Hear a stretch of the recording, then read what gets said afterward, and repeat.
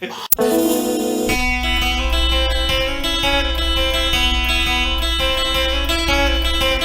a man who leads a life of danger. To everyone he meets, he says he's stranger. With every move he makes, another chance he takes. Odds are you won't live to see tomorrow. Secret agent man. Hello, welcome to Spy Guys. It's our Tuesday night show. Thanks for tuning in, and make sure to tune in every Tuesday night. The big news! Torture! Senate has released a CIA torture report. Now, here at Spy Guys, we believe that torture is wrong. It's immoral, barbaric, and furthermore, it doesn't work. Among the enhanced interrogation methods the CIA used, we have waterboarding, sleep deprivation, and rectal feeding. I don't know what that is. I don't want to know what that is. Well, if that wasn't barbaric enough, they also forced the detainees to listen to hours and hours of music from such artists as Britney Spears, Kanye West, and Hanson. Talk about cruel and unusual punishment. If you stuck me in a room and played Bop enough times, I would admit to killing Tupac. If they really wanted to torture those guys, they should have just forced them to have a few drinks with Bill Cosby. But hey, it could have been worse. At least they didn't make them sit through an entire screening of Star Wars Episode 2. Speaking of torture, here with an update on Ukrainian customer service is our chief Ukrainian correspondent, Jeff. Thanks, Alfie. Everyone knows that customer service is lacking in Ukraine. I have an experience that I want to talk about from last night, which will explain why. I walked into a pub. All I wanted was a draft beer and a sandwich.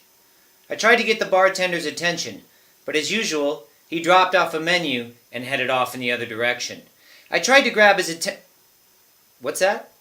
I'm sorry? Is that correct? Что происходит? Смотрите на рубль. We're getting some word here right now. The ruble is at 72 rubles per dollar. Is that right? Да. $72 a ruble. That is unbelievable. So anyway, back to my story.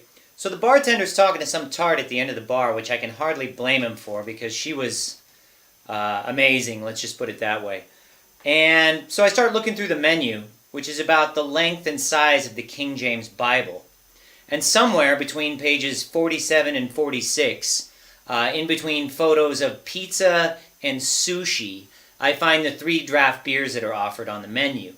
And I start to think to myself, what kind of a kitchen serves both sushi and pizza? And would I eat sushi or pizza? I find the 3... Ladies and gentlemen, 76 rubles to $1 is what I'm hearing now. Is that correct? It's just been a matter of minutes since we heard 72. Is 76 rubles? Oh my God. I heard that they were selling, that they were printing rubles in order to pay off gas debt, but this is unbelievable, ladies and gentlemen. Where was I? So I figured out what I wanted to eat, and I tried to get the bartender's attention. Now, in order to do that in Ukraine, after about 5 minutes, I look like I'm trying to get on television at a football match. I'm trying to wave him down, and it's not an easy thing to do because he's talking to this girl, and I mean, how do you describe this girl? She really, I mean, she had a. 18. Боже мой. 18. Ladies and gentlemen, we're hearing 80 rubles. Все пропало. 80 rubles for $1 right now. Is that correct? 18. Is Putin still president? Oh yeah. Is Vegas setting any odds? Is there an over and under on the Putin regime? Ladies and gentlemen, we're hearing 80 rubles for $1. What's that in euros? It's over 100? Is that right? And what about pounds? This is a historic day. The ruble is collapsing as we speak. But to sum up my story on Ukrainian customer service, I do want to see Ukraine integrate into Western, European, and other global markets. And one of the ways they can make it easier on themselves is to raise the level of customer service. There's no reason why it should be this difficult to buy and sell products in Ukraine. I mean, I walk into any bar with a wallet full of money and I just can't wait to put it into a cash register in exchange for a beer. Ужас! Очереди в магазине, все покупают телевизоры.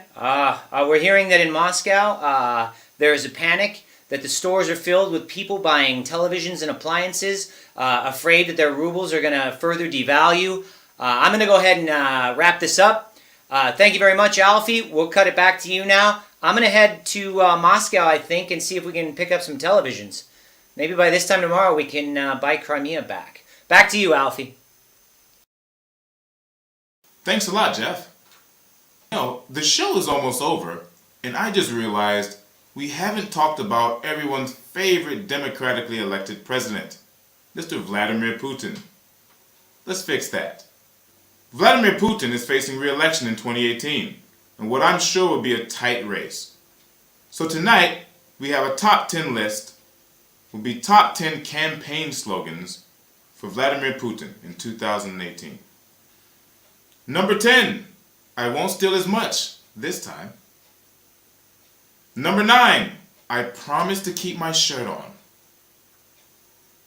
Number 8, just like Stalin, but different. Number 7, oil prices have to come back at some point. Number 6, no Putin, no cry. Number 5, because everyone else has been silenced. Number 4, 14 more years, 14 more years. Number 3, if you thought invading Ukraine was fun, wait till you see my next trick. Number 2, fighting fascism with fascism. And the number 1 2018 Vladimir Putin campaign slogan, vote Putin. Nobody's counting ballots anyway. Alright guys, that's it for the show. But before we go, I do have a few things I'd like to mention. Swedish super spy Anders Åslund is still being held in captivity. We're doing all we can to get through to Anders, to bring him home safely. We'll keep you updated. And as we find out more information, we'll pass it along to you. Be sure to tune in next week for the Spy Guy Christmas special. It'll be full of big laughs, musical numbers, and we'll have our special guest, the Dutch super spy who goes by the code name Seabass. So make sure to tune in next week. Same spy time, same spy channel.